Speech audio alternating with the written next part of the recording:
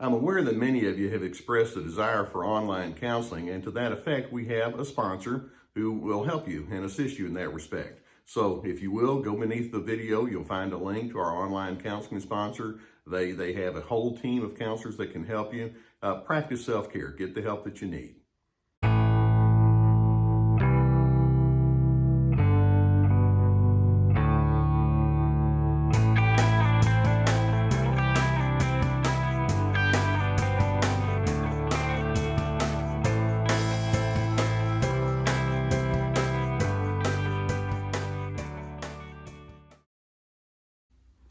There are all sorts of scenarios where you can have some initial positive impressions with other individuals, and it seems as though that relationship might be a very uplifting kind of a thing for you. For example, it could be inside of your work setting where you're working on projects with someone, or inside social scenarios or organizations that you belong to. It could even be with individuals inside your family, and you can have some good exchanges. But over time, a larger question can emerge in your mind, and that is, how far can I trust this person? Is this somebody that I could give full disclosure to? Is this somebody that could come deeper and deeper into my personal circles with? And that's a very important thing for you to ascertain, because trust, of course, is one of the bedrock ingredients of healthy, deepening relationships. Right now, I want to go through 10 different ingredients that I want you to watch for that might imply that a person that you might have an initial positive impression with may not be as trustworthy as you want. So let's get to it so that we can get a gauge as to how you might interact with other individuals. Now, the first thing that I like to watch for is how superficial an individual might be with their personal disclosures. Trust is built upon allowing one another to know each other from the inside out. And there are some individuals you realize over time, they don't really reveal a lot about what's going on the inside. I mean, it could be something like you notice that they had a reaction, and you may ask the person, hey, why did you respond to your sister that way? And you're just kind of talking to them.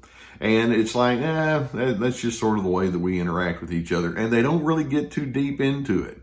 Okay, what they're doing is they're saying, I don't really like to engage in personal vulnerabilities. I don't like to talk about what's on the inside of me. And it can be all sorts of other kind of things. It may be why they work on a project as diligently as they do, or why they don't work on projects, and what's going on in their thinking. And they just continue to give you superficial responses.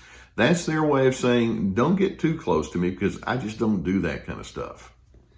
A second indicator that a person might not be very trustworthy is there are some individuals who just seem to have an inability to learn from their mistakes. You know, you've heard it said you can learn a lot by the mistakes that you make. Well, many individuals who are not really trustworthy, it's like, I don't like to talk about my mistakes. I don't want to admit that I make mistakes, or if I do, I'm going to brush it off. And you notice that they tend to do the same negative or inappropriate things or non-productive things over and over, and they don't receive direction well at all. And this is their way of saying, I just want to be an island unto myself. I don't like to exchange and engage in an insightful way with other individuals about who I am. And I'm thinking, okay, good to know. A third indicator that a person might not be terribly trustworthy is individuals who give lots of unsolicited advice, but then interestingly, they tend not to be all that eager to receive other people's input. For example, when something happens, that individual may say, well, you need to do this, or I think you ought to try such and such, and they're very free in letting you know, here's the way I think things ought to be.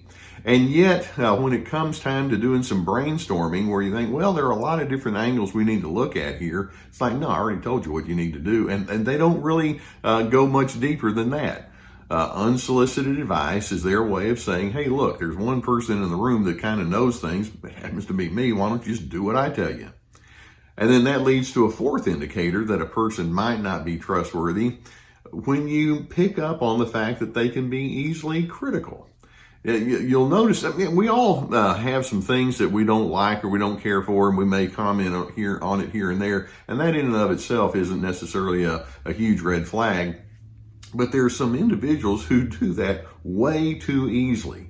It's like whenever they see something, it's almost as though they're obliged to say, let me tell you what's wrong with that one. Or this person over here, let me explain to you how defective they are. And they go to that place of criticism far too willingly and far too easily. And it's just one of those over and over kind of things. And of course, I'm thinking, okay, I'm probably next. Or what are they saying about me behind my back? Criticism is an indicator that trust is not something that you want to necessarily hand over. A fifth indicator that a person might not be fully trustworthy is that they can be generally evasive or coy or vague in terms of revealing their plans and their activities. For example, it may be that you'll say something to the effect of, hey, I've got thus and such going on this weekend. What about you? It's like, I'm not really sure. And then you realize, that I'm not really sure seems to be a very consistent response that they give over and over. And you don't really know where they're going or who they're with or what they're up to.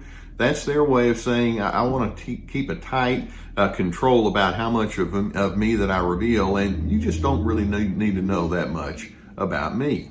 Okay, another thing, good to know. A sixth indicator that a person may not be fully trustworthy is that they can be fair weather friends. Now, when I say fair weather friends, they're there for the good times when the games and the laughter and the pleasantness and the food is good and all like that. When all of that is there, it's like, yeah, sign me up. But then in the midst of difficulties or strains or troubles, it's like, where'd they go? I always say crisis reveals character. When you're in your moments of crisis and then someone shows up and says, here I am, how can I help you? Okay, that's somebody I can trust. But when you're in a moment of crisis or there's a difficult thing that you're wanting to process and it's like, I don't know if I want to go into that. It's like, okay, so what you're saying is let's keep things shallow. I'm catching on. A seventh indicator that a person may not be fully trustworthy is people that have consistent inconsistency.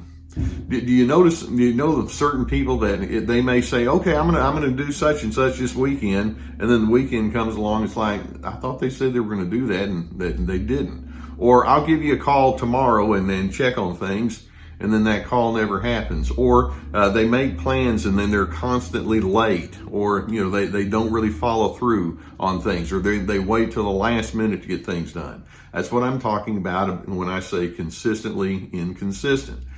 Trustworthy people, their word is their bond. Some individuals, it's like, well, my word, it's fluid. I'll follow through if and when I feel like it. That's a sign of lack of trust.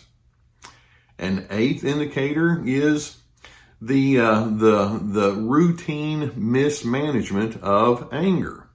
There are going to be circumstances where you can feel frustrated and tense and agitated, and sometimes you can just get downright angry. That just doesn't shock me that somebody has moments where they have their anger. Now, what I want to do is I want to watch and see, well, how do you manage that? And when people go straight into the rudeness or the condescension or the forcefulness and the harshness in their anger, it's their way of saying, deep down, I really don't respect people, especially if you disagree with me. You can tell a lot about an individual's maturity in the way they manage anger. You can still, in anger, stand up for yourself and your convictions, but you can maintain a certain diplomacy about it and a decency, and people get to walk away with their self-respect still intact. Non-trustworthy persons don't think that way. A ninth indicator that a person might not be trustworthy is they may like affection and affirmation, but then over the longer period of time, you realize that they're not really that encouraging or kind in general. In other words, they like to be the good time person, let it all roll. Yeah, come and tell me how nice I am. But when it comes time for you to have a sensitive response from that person, where there needs to be a tenderness, or they get in with strong empathetic skills, and that's missing, that implies that there's kind of I'm only here when it makes me feel good mentality. And then a 10th indicator is non-trustworthy people like to talk about their successes They like to talk about the things that make them distinct and unique, but they really won't go into much detail at all about their failures. We all fail. We all have moments where that wasn't my greatest situation there. And the deeper you get to know people, they're going to be willing to say, yeah, let me talk to you about what that was about.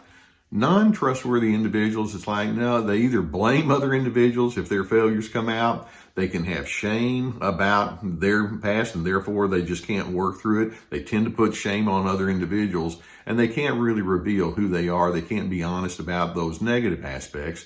But like I say, that's just part of our humanity.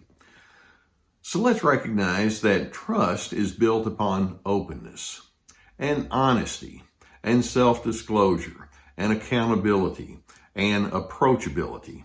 And some individuals can be pleasant and friendly up to a point, but they can't really go into that deeper level. And I'm hoping that you can read these kind of things that I've mentioned and know that there are some people you can only engage with them up to a certain level, but you kind of have to keep your walls of caution up.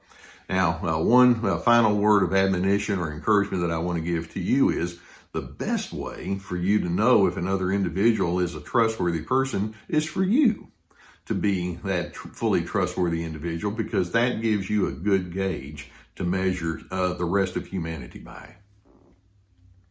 And I hope videos such as this give you some good food for thought and cause you to have that insight into yourself and into other individuals. If you've not already hit the subscribe button to this Dr. Les Carter channel, I would invite you to do so, and we'll have more videos that keep coming. You know, I already have my Surviving Narcissism channel as well. If you have a need for counseling, we have an online sponsor that could assist you in that way. If you have somebody in your immediate area that you could get counseling with, I would certainly encourage that. But if online counseling is what you're after, we have a sponsor that, and we have a link below so that they could introduce you to an entire team of individuals that could help you unpack some of the things that might be required there. In addition, we have my courses like my Free to Be course and others that are on the way, and webinars that we'll be producing from time to time, and my books, etc. So make sure you take advantage of the resources we have below.